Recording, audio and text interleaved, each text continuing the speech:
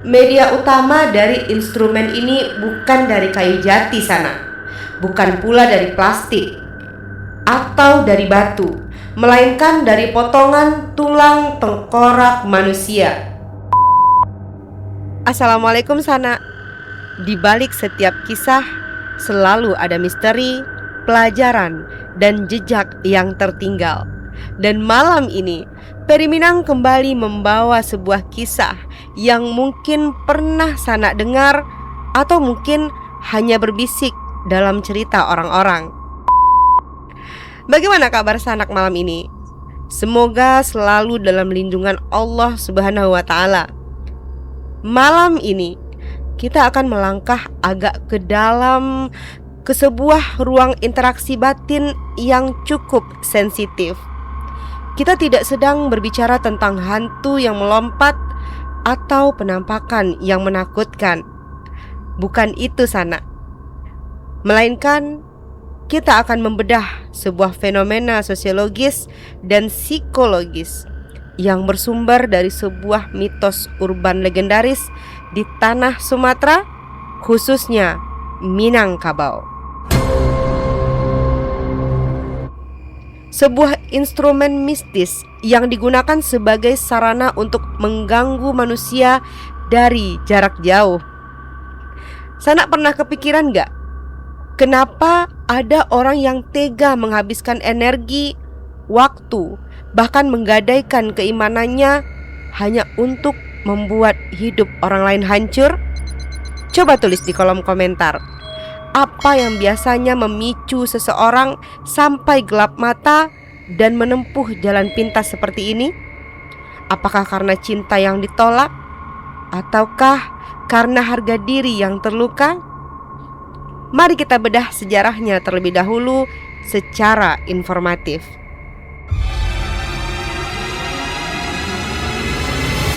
Secara harfiah, gasyang berarti adalah gasing. Gasing sendiri adalah sebuah permainan tradisional anak-anak yang berputar pada porosnya. Namun, kata kedua dari instrumen ini mengubah fungsinya secara total. Tangkura, yang berarti adalah tengkorak. Ya, sana tidak salah dengar. Media utama dari instrumen ini bukan dari kayu jati sana, bukan pula dari plastik atau dari batu, melainkan dari potongan tulang tengkorak manusia. Menurut catatan sejarah dan penuturan para tetua adat di beberapa wilayah di pedalaman Sumatera Barat, instrumen ini tidak lahir begitu saja. Pada masa lampau, sebelum agama Islam mengakar kuat dan menjadi fondasi utama adat Minangkabau, yang kita kenal dengan filosofi adat Basandi Syarak Basandi Kitabullah, masyarakat lokal hidup dalam era animisme dan dinamisme yang sangat kental. Di masa transisi itulah beberapa praktek spiritual lokal disalahgunakan oleh sebagian orang untuk kepentingan pribadi mereka. Gasyang tengkorak pada awalnya dikembangkan di wilayah-wilayah darat atau dare, seperti kawasan sekitar Gunung Merapi, Singgalang, dan daerah-daerah Nuha yang masih memiliki hutan-hutan lebat. Pada masa itu, wilayah tersebut masih sangat terisolasi, dan ketika terjadi konflik antar individu atau antar keluarga dan hukum adat tidak mampu menyelesaikan rasa sakit hati seseorang, maka jalur belakang inilah yang mereka ambil. Tujuan utama dari penggunaan instrumen ini sebenarnya sangat spesifik, yaitu mengganggu psikologis target dari jarak jauh. Ini adalah bentuk teror mental kuno sana. Korban tidak dibuat terluka secara fisik, seperti ditusuk senjata tajam, atau dilukai, atau dibuat memar. Tidak sana. Korban dari instrumen ini tidak memiliki luka fisik sama sekali. Namun prosesnya jauh lebih halus dan lebih mematikan bagi jiwa manusia atau korbannya. Target dibuat menjadi gelisah, tidak tenang, dihantui rasa ketakutan yang luar biasa, hingga akhirnya mengalami disorientasi mental. Wah, merinding ya. Kalian kepikiran gak, kenapa harus menggunakan bentuk gasing? Kenapa tidak menggunakan media lain seperti boneka atau foto atau rambut dan benda-benda lainnya yang biasa digunakan oleh ilmu santet atau sihir lainnya? Secara filosofis, gasing adalah simbol dari pikiran yang berputar tanpa henti. Ketika gasing itu diputar oleh sang dukun atau si pemilik, mereka memproyeksikan energi negatif berupa dendam, sakit hati, atau obsesi agar pikiran si korban ikut berputar-putar dalam kebingungan, persis seperti putaran gasing tersebut. Korban tidak akan bisa fokus, tidak bisa beristirahat, dan perlahan-lahan kehilangan kendali atas dirinya sendiri. Serem ya.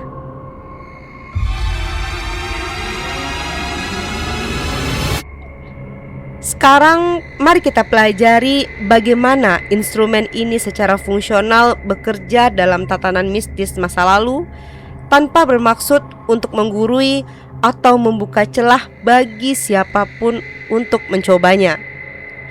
Ini murni informasi agar kita paham betapa berbahayanya pengaruh psikologis dari mitos ini. Fungsi utama dari Gasyang Tangkurak ini seringkali dikaitkan dengan dua motif utama sana. Yang pertama adalah biasanya motif konflik asmara atau yang sering disebut dengan pelet dalam istilah umum ilmu hitam lainnya. Dan yang kedua biasanya adalah konflik harga diri atau persaingan sosial. Di Minangkabau sendiri ada pepatah yang sangat terkenal. Cinto ditolak, Gasyang Tangkurak bertindak. Artinya apa? Ketika cinta seorang pria atau wanita ditolak mentah-mentah oleh lawan jenisnya dengan cara yang merendahkan harga dirinya, pria atau wanita tersebut akan mencari dukun yang memiliki instrumen ini untuk membalas dendam. Ya, sama ya seperti pepatah yang lebih populer di Indonesia. Cinta ditolak, dukun bertindak. Ya seperti itulah, lebih kurangnya seperti itu ya sana. Namun medianya aja kayaknya yang berbeda ya. Ini sama-sama ilmu hitam yang melibatkan entitas lain yang seharusnya tidak kita dekati sama sekali. Mari kita kembali lagi ke Gasyang Tangkurak tadi. Kita akan bahas mengenai cara pembuatannya yang sangat mengerikan dan melibatkan proses yang melanggar batas kemanusiaan. Potongan tengkorak yang digunakan tidak bisa diambil dari sembarangan jenazah sana. Tulang tersebut harus diambil dari bagian dahi atau ubun-ubun orang yang meninggal dalam kondisi tertentu. Misalnya orang yang meninggal karena kecelakaan tragis, bunuh diri, atau seseorang yang semasa hidupnya memiliki ilmu magis tertentu yang belum luntur. Proses pengambilan ini dilakukan secara sembunyi-sembunyi pada malam-malam tertentu yang dianggap sakral dalam kalender kuno Minang. Potongan tulang dahi tersebut kemudian dibentuk bulat, diberi lubang di tengahnya dan dipasangkan tali yang biasanya terbuat dari kain kafan atau rambut mayat itu sendiri. Nekat ya. Ngebayanginnya aja tuh kayak udah merinding gitu loh. Gimana mereka berani ya melakukannya ya? Kalau bicara tentang ilmu hitam kayak gitu memang bisa ngerusak akal sehat dan logika kita ya sana.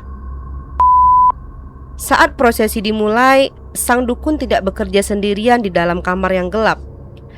Ada entitas lain yang menemaninya dan juga membantunya.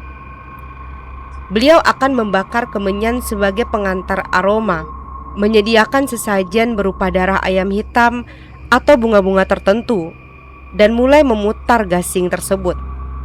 Cara memutarnya pun unik sana.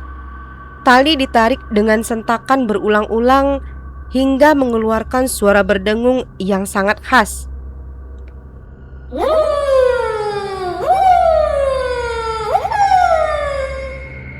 Ya seperti itulah kira-kira ya. Sambil memutar gas yang tersebut, mantra-mantra kuno dalam bahasa daerah diucapkan. Mantra itu bukan meminta kepada Tuhan sana, melainkan memanggil energi-energi negatif, entitas rendah yang bersemayam di alam liar untuk mendatangi si korban. Sang dukun akan menyebut nama korban, nama ibunya, dan membayangkan wajahnya. Disinilah letak kengerian interaktifnya sana. Di tempat yang terpisah, mungkin berjarak puluhan atau ratusan kilometer dari tempat dukun itu berada, si korban akan mulai merasakan dampaknya. Pada jam-jam tertentu, terutama saat matahari mulai tenggelam atau menjelang tengah malam, telinga si korban akan mendengar suara dengungan yang halus. Suaranya persis seperti gasing yang sedang berputar di dekat mereka. Ketika mereka mulai menutup pintu, menutup jendela, dan memastikan kalau suara itu berasal dari luar, yang terjadi malah sebaliknya. Suara itu semakin dekat dengan telinga dan kepala mereka. Si korban ini akan mulai mencari-cari sumber suara tersebut sana. Mereka mulai memeriksa kolong tempat tidur, membuka lemari, melihat keluar jendela, namun tidak ada apa-apa di sana. Suara itu nyata terdengar di telinga, tetapi tidak ada wujudnya di dunia fisik. Ya kayak dengungan yang aneh aja gitu terdengar di telinga kita. Ngebayangin aja tuh udah bikin aku merinding loh. Gimana Sana sendiri? Kebayang gak bagaimana rasanya berada di posisi si korban di tengah malam yang sepi, saat semua orang tertidur lelap? Sana mendengar suara benda berputar yang makin lama makin kencang langsung di dalam pikiran Sana. Coba bayangkan, satu malam saja kita tidak tidur karena suara bising, keesokan harinya kita pasti lelah dan stres. Bagaimana jika hal itu terjadi setiap malam, berminggu-minggu, bahkan berbulan-bulan?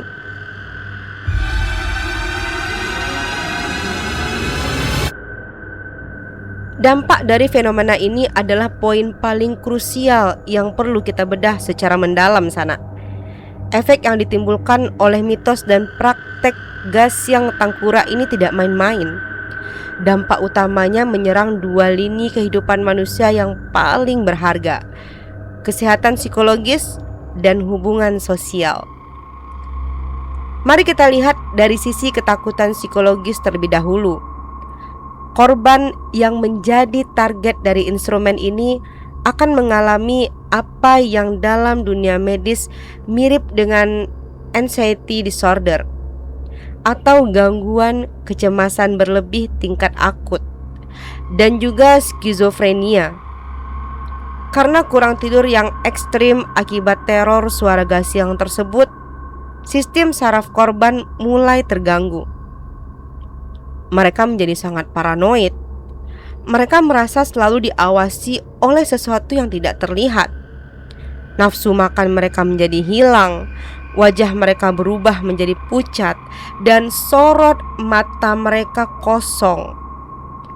Dalam beberapa cerita rakyat yang berkembang, korban wanita yang terkena instrumen ini karena menolak cinta seorang pria bisa mengalami perubahan perilaku yang sangat drastis. Mereka bisa tertawa sendiri tanpa sebab, lalu menangis histeris beberapa saat kemudian. Mereka meratapi nasibnya, merindukan seseorang yang sebenarnya mereka benci, dan merasa tersiksa jika tidak bertemu dengan orang yang mengirimkan teror tersebut. Ini adalah bentuk manipulasi psikologis tingkat tinggi yang merusak kewarasan manusia. Terus dampak yang kedua yang tidak kalah mengerikan adalah rusaknya hubungan sosial. Bayangkan Sana, Sebuah keluarga yang awalnya hidup rukun, tenang dan damai, tiba-tiba saja berubah menjadi rusak ketika salah satu anggota keluarga mereka, misalnya anak gadis mereka, istri mereka, atau saudara mereka, terkena gangguan ini. Atmosfer di dalam rumah tersebut akan berubah total secara drastis. Suasana rumah menjadi tegang, dingin, dan penuh dengan kecurigaan. Sang anak yang biasanya penurut berubah menjadi pemarah dan kasar. Korban ini mulai menuduh orang-orang di sekitarnya ingin mencelakainya. Tidak jarang karena rasa frustasi yang sangat mendalam dan ketidakmampuan untuk menjelaskan apa yang sedang terjadi pada dirinya, korban mulai mengisolasi diri dari masyarakat. Mereka mengunci diri di kamar, menolak bertemu dengan teman-teman, dan berhenti sekolah atau bekerja. Ya, secara kasat mata udah mendekati sakit jiwa ya. Kayak kena gitu mentalnya dan psikologinya gitu. Lebih jauh lagi, dampak sosial ini meluas ke komunitas sekitar sana. Munculnya kecurigaan bahwa ada seseorang di lingkungan mereka yang menggunakan gas yang tangkura akan melahirkan sebuah fitnah baru. Tetangga saling menuduh tetangga lain. Rasa saling percaya yang selama ini dibangun dalam tatanan masyarakat adat yang erat hancur seketika hanya karena desas-desus mistis. Hubungan kekerabatan retak, gotong royong memudar, dan digantikan oleh rasa saling curiga yang membara. Gimana menurut kalian? Bukankah ini adalah sebuah bentuk kejahatan yang sangat keji? Bahkan lebih keji daripada konfrontasi fisik secara langsung. Karena yang dihancurkan oleh si pengirim bukan hanya tubuh si korban, melainkan jiwa, masa depan, serta keharmonisan seluruh lingkaran sosial di sekitarnya. Sebelum kita masuk ke bagian akhir yang membuka mata kita tentang bagaimana pandangan agama dan edukasi nyata dari fenomena ini, buat sana yang baru pertama kali mampir di channel Pari Minang, jangan lupa untuk menekan tombol subscribe dan aktifkan lonceng notifikasinya sekarang juga. Bagikan juga video ini ke keluarga atau teman-teman sana agar kita semua bisa belajar dan membentengi diri kita dari pengaruh-pengaruh negatif seperti ini. Dan juga tolong bantu channel Pari Minang supaya bisa berkembang, karena Pari Minang ada untuk menguak mitos urban dalam sebuah fakta.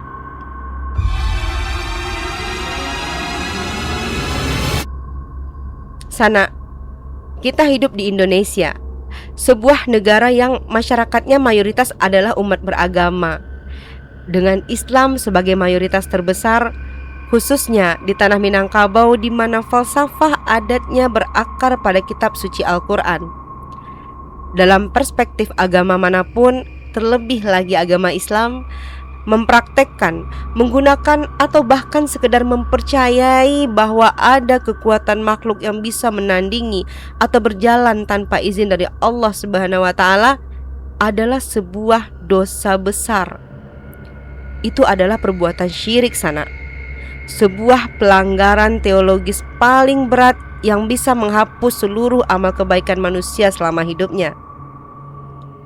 Praktek gas yang tangkura ini adalah manifestasi nyata dari keputusasaan manusia yang kehilangan arah dan imannya. Ketika seseorang memilih untuk pergi ke dukun, membawa potongan tulang manusia, dan meminta bantuan entitas kegelapan hanya untuk memuaskan ego atau dendam pribadinya, pada detik itulah dia telah menggadaikan kemanusiaannya. Dia telah kalah oleh egonya sendiri. Secara edukatif, kita harus melihat fenomena ini dengan kepala dingin dan kacamata rasional. Mengapa mitos seperti ini bisa begitu kuat tertanam di masa lalu? Jawabannya adalah karena kurangnya edukasi dan benteng spiritual manusia. Di masa ketika ilmu pengetahuan medis dan psikologis belum berkembang pesat, setiap gangguan jiwa atau perubahan perilaku yang aneh langsung dikaitkan dengan hal-hal mistis. diguna-guna, dan lain sebagainya. Namun di zaman modern sekarang ini, kita harus lebih cerdas Sana. Jika ada anggota keluarga atau kerabat kita yang mengalami gejala-gejala penurunan psikologis seperti cemas berlebih, paranoid, atau mendengar suara-suara aneh, langkah pertama yang harus diambil adalah membawa mereka ke profesional, misalkan ke dokter atau psikolog atau dokter jiwa. Kita harus memeriksa kesehatan fisiknya dan kesehatan mentalnya secara ilmiah. Secara simultan, sebagai umat beragama, benteng utama kita adalah memperkuat ibadah, mendekatkan diri kepada Sang Pencipta, dan menjaga keharmonisan komunikasi di dalam keluarga. Praktek-praktek kegelapan seperti ini hanya akan memiliki daya rusak jika kita membiarkan diri kita kosong Sana. Kosong dalam arti kata spiritualis, kosong dari akal sehat, dan hati yang penuh dengan kebencian. Kisah tentang Gasiang Tangkura ini diturunkan dari generasi ke generasi bukan untuk membuat kita takut Sana, bukan untuk membuat kita parno saat mendengar suara bising di malam hari. Sama sekali bukan itu tujuannya. Kisah ini adalah sebuah peringatan keras, sebuah pelajaran sejarah yang kelam tentang apa yang terjadi jika manusia membiarkan rasa dendam, sakit hati, dan ego menguasai hati nurani mereka. Akhir kata dari kisah ini adalah sebuah ajakan untuk kita semua. Mari kita jaga hati kita dari penyakit syirik dan dendam. Jika ada konflik dengan sesama manusia, selesaikan dengan cara yang baik, dengan komunikasi yang sehat, atau serahkan keadilan itu kepada hukum dan kepada Tuhan yang Maha Kuasa. Jangan pernah sekalipun terpikir untuk melangkah ke dalam lingkaran kegelapan yang mengorbankan iman dan masa depan kita sendiri. Karena jalan pintas itu tidak pernah membawa kebahagiaan, melainkan kehancuran yang abadi bagi si pengirim dan juga si korbannya. Jika Sana ingin mendalami lebih lanjut bagaimana tatanan sosial masyarakat kita merespon fenomena seperti ini di era modern, mari kita diskusikan di kolom komentar. Apakah Sana pernah mendengar cerita serupa di daerah Sana masing-masing? Atau mungkin Sana tahu tentang cara masyarakat lokal memitigasi konflik sosial agar tidak berujung pada hal mistis? Atau mungkin Sana sendiri atau keluarga Sana sendiri yang punya pengalaman dengan hal seperti itu? Tulis pendapat dan pengalaman Sana di kolom komentar ya. Aku tunggu, aku baca, dan kita diskusi sehat di sana. Akhir kata, terima kasih banyak sudah menyimak kisah malam ini sampai selesai. Jangan lupa tinggalkan pemikiran Sanak di kolom komentar di bawah.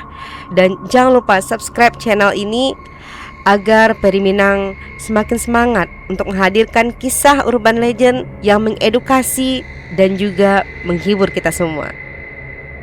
Terima kasih banyak sudah menyimak kisah ini sampai selesai. Jangan lupa tinggalkan pemikiran Sanak di kolom komentar di bawah. Dan sampai jumpa lagi di kisah Peri Minang selanjutnya. Wassalamualaikum warahmatullahi wabarakatuh. Setiap kisah layak untuk didengar. Jika Sanak memiliki cerita atau pengalaman yang ingin dibagikan, silakan kirimkan kisah dan cerita Sanak melalui email kisahperiminang@gmail.com.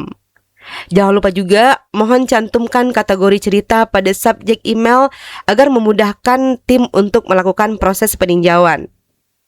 Jika Sanak ingin identitas Sanak dirahasiakan, jangan lupa juga tulis di email ya bahwasanya Sanak ingin identitas Sanak disamarkan, maka kami akan menyamarkan identitas Sanak untuk menjaga privasi. Dan kisah dari Sanak yang kami tayangkan insya Allah akan mendapatkan hadiah kecil sebagai bentuk apresiasi dari Peri Minang. Karena setiap kisah selalu menemukan jalan untuk dituturkan. Kami tunggu kisah dan pengalaman Sanak. Jangan lupa ya.